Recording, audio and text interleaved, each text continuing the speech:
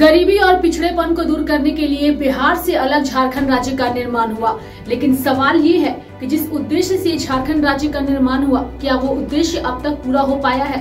तो जवाब होगा नहीं।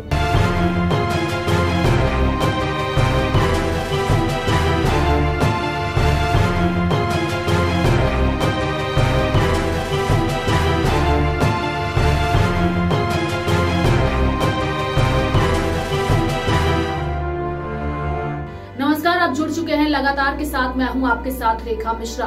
दरअसल ये सवाल हम इसलिए उठा रहे हैं क्योंकि जो रिपोर्ट इस वक्त सामने आई है, आपको बता दें कि झारखंड को centre for monitoring Indian economic ने हरियाणा और राजस्थान के बाद बेरोजगारी के मामले पर तीसरे स्थान पर रखा है, जिसके बाद ये सवाल अब सभी के जेहन में है। बता दें कि झारखंड को तीसरे नंबर पर इस रिपोर्ट में रखा गया है और इसके साथ ही राज्य में बेरोजगारी दर की अगर हम बात करें तो राज्य में बेरोजगारी दर 17.3% है।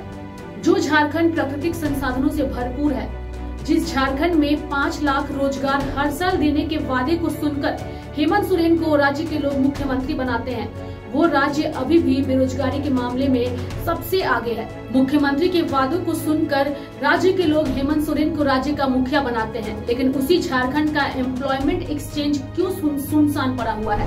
दरअसल झारखंड में 7.32 लाख से ज्यादा बेरोजगार है, जबकि सरकार के अगर हम अलग अलग विभागों की बात करें तो 3.29 लाख पद जो है वो अभी भी रिक्त पड़े हुए हैं और सबसे ज्यादा 1,04,000 पद स्कूली शिक्षा विभाग में रिक्त है। तो वहीं गृह विभाग में आपको बता दें कि 73,938 पद खाली है। वहीं तीसरे नंबर पर स्वास्थ्य विभाग है, जहां 35,322 पदों पर नौजवानों को रोजगार दिया जा सकता है, लेकिन ये सभी पद जो है वो रिक्त है। अगर हम 2019 के विधानसभा चुनाव की बात करें तो 2019 के विधानसभा चुनाव में हेमंत सोरेन ने बेरोजगारी को मुद्दा बनाया और राज्य के मुख्यमंत्री चुने गए, लेकिन अब मुख्यमंत्री बनने के बाद उन्होंने अब तक अपने वादों को पूर्ण नहीं किया है। 2 साल बाद भी मुख्यमंत्री रोजगार को सरकार की प्राथमिकता तो बताते हैं, लेकिन विपक्ष और राज्य के युवाओं के सवाल का जवाब नहीं देते हैं। बड़ा सवाल ये है कि जिस राज्य में देश की कुल खनिज संपदा का 40% हिस्सा हो, वहाँ इतनी बेरोजगारी क्यों है? और ये सवाल हम इसलिए कह रहे हैं क्योंकि राज्य के युवा लगातार रोजगार की मांग कर रहे हैं, लेकिन अब तक राज्य के युवाओं को रोजगार नहीं मिला है।